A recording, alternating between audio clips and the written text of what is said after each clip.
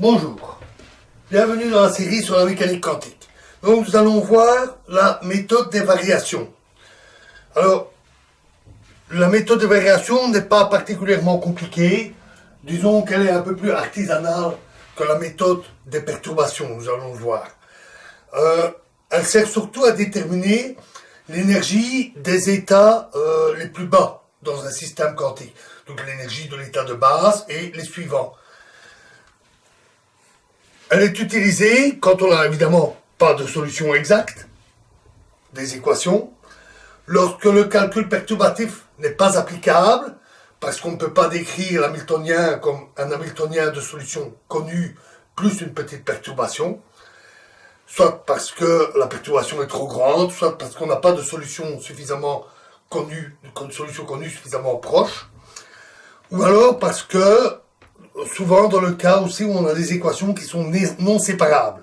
Par exemple, des systèmes qui, dont l'hamiltonien varie au cours du temps. Et qu'un autre outil d'approximation que nous verrons bientôt, qui est la méthode WKB, n'est pas utilisable. Alors, en quoi ça consiste? Considérons un état quelconque, psi.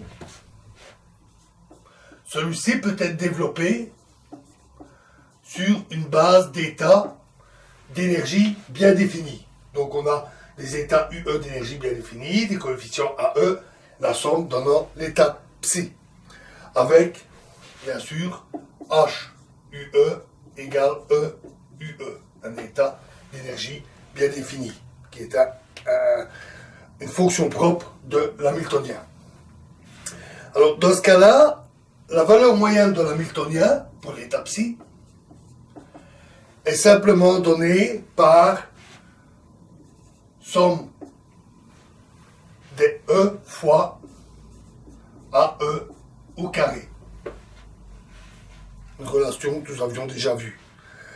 On peut aussi l'écrire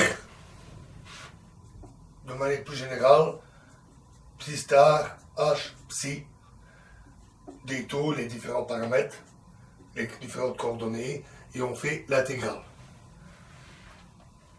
Et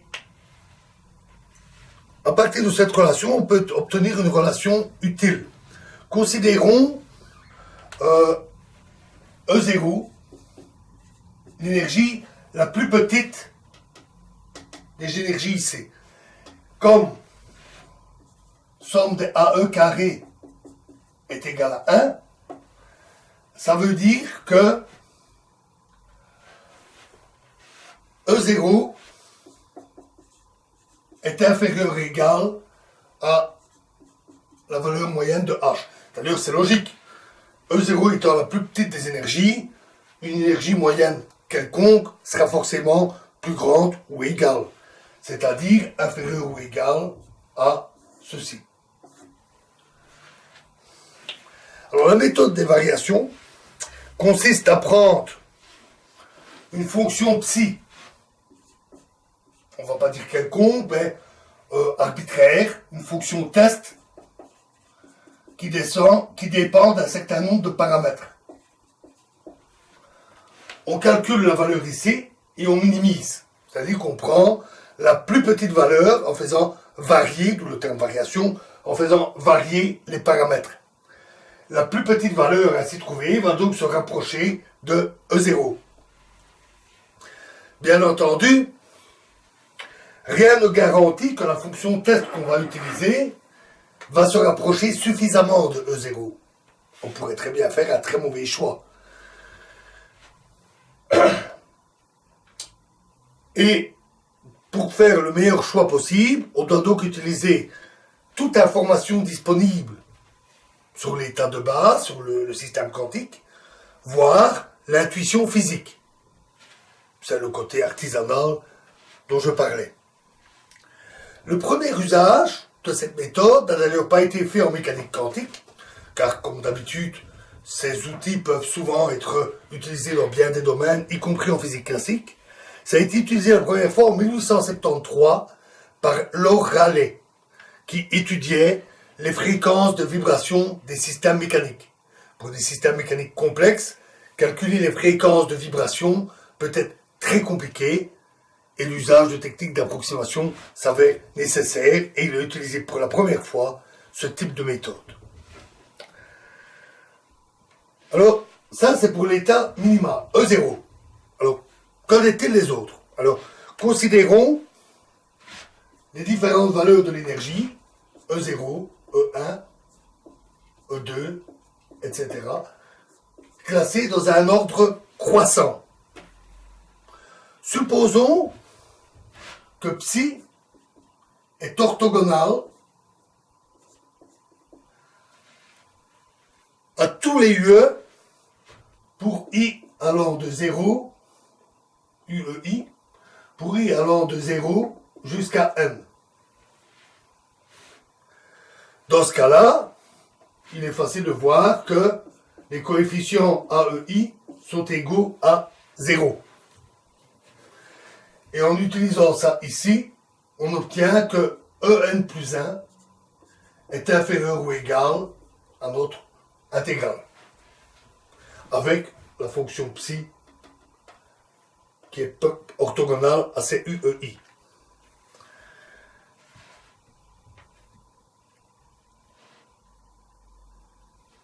En particulier, si on a une fonction test quelconque, psi, pas nécessairement orthogonale, mais qu'on prend psi moins UE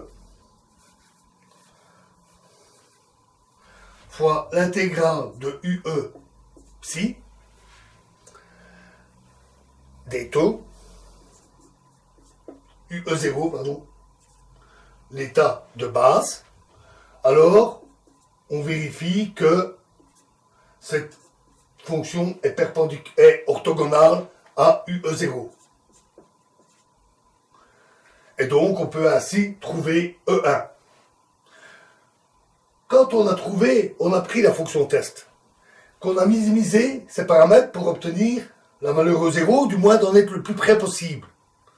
On obtient aussi une fonction d'onde qui dépend de ses paramètres et qui est donc assez proche de la fonction d'onde de l'état de base. On peut donc l'utiliser ici pour obtenir une fonction qui est presque orthogonale à UE0 et ainsi obtenir une approximation de E1. Et en procédant ainsi, on peut obtenir une approximation de E2, E3, E4. Évidemment, on accumule les approximations, c'est de moins en moins précis, donc on n'utilise que pour en général, l'énergie d'état de base ou les quelques suivants. On peut aussi utiliser un opérateur F quelconque, mais qui commute avec l'hamiltonien. Ça peut être par exemple le moment angulaire ou la parité. Et dans ce cas-là, si un état est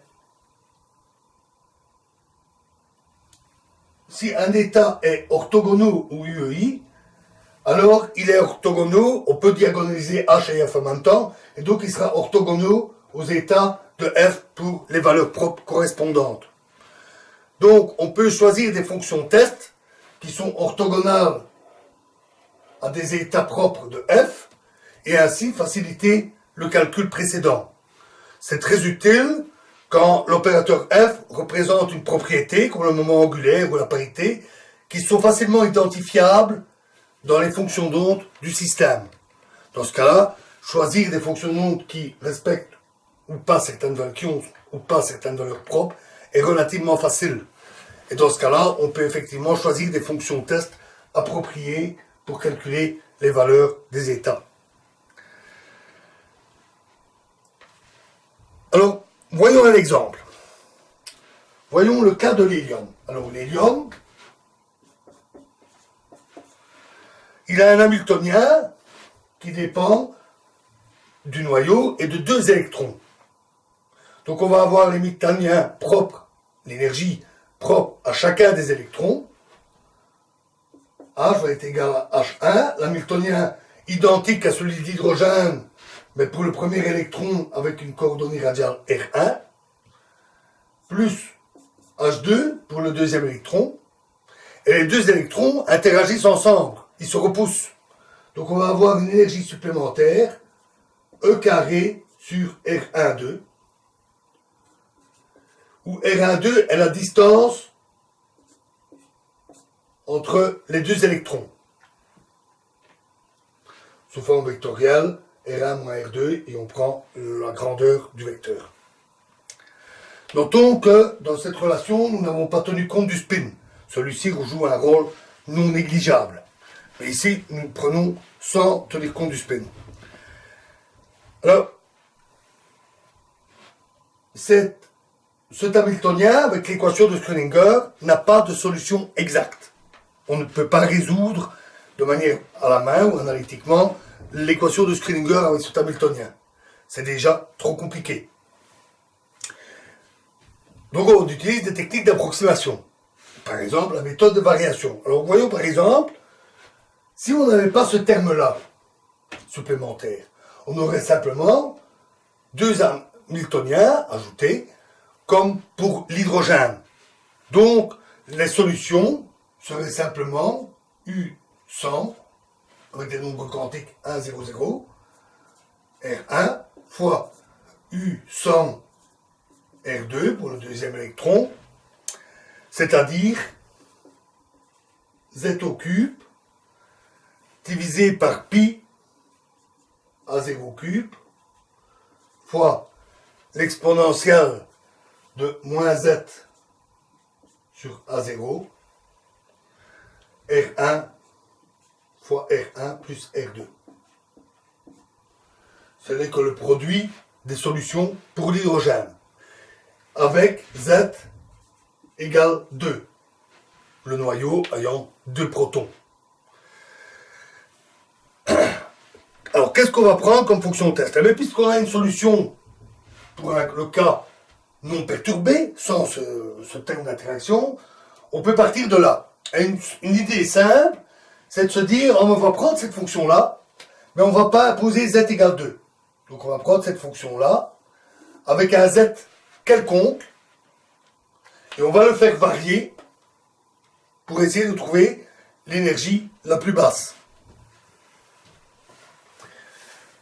On va donc calculer ceci avec cette fonction-là. Avec cet Hamiltonien-là, pardon. Et cette fonction-là. Et l'énergie pour H1 et H2 est connue, c'est celle pour l'hydrogène, avec un nombre Z quelconque, cette fois-ci. Et il reste à calculer l'énergie moyenne de E carré sur R12. Alors ça, c'est un peu plus compliqué. Les développements sont assez lourds. Une solution relativement abordable est de passer par les polynômes de Lagrange. Rappelez-vous, les PL cos θ. Ça permet de développer la fonction d'onde en polynôme de Lagrange, comme un développement en série. Et on obtient un calcul qui est quand même assez costaud. Et ça aboutit à énergie moyenne égale E carré sur A0 carré fois Z carré moins 27 huitièmes fois Z. Il nous reste à minimiser cette valeur de l'énergie et on calcule facilement que le minimum est obtenu pour Z égale 1,69 et que cela donne une énergie moyenne de moins 2,85 fois E carré sur A0 carré. L'expérience montre que l'on obtient expérimentalement 2,904 au lieu de 2,85. C'est donc relativement proche, l'écart de 1,9%. Et en choisissant des fonctions test un peu plus raffinées, un peu plus sophistiquées que le choix que nous avons fait, on obtient des résultats qui sont extrêmement proches de la valeur expérimentale.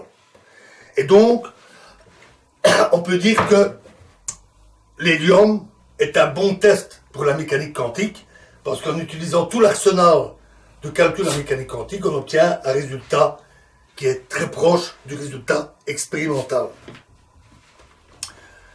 Notons que le minimum n'est pas obtenu pour Z égale 2, alors qu'on a un noyau avec 2 protons.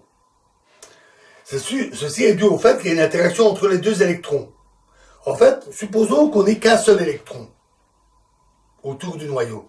Dans ce cas-là, vu de loin, l'hélium a une charge plus 1.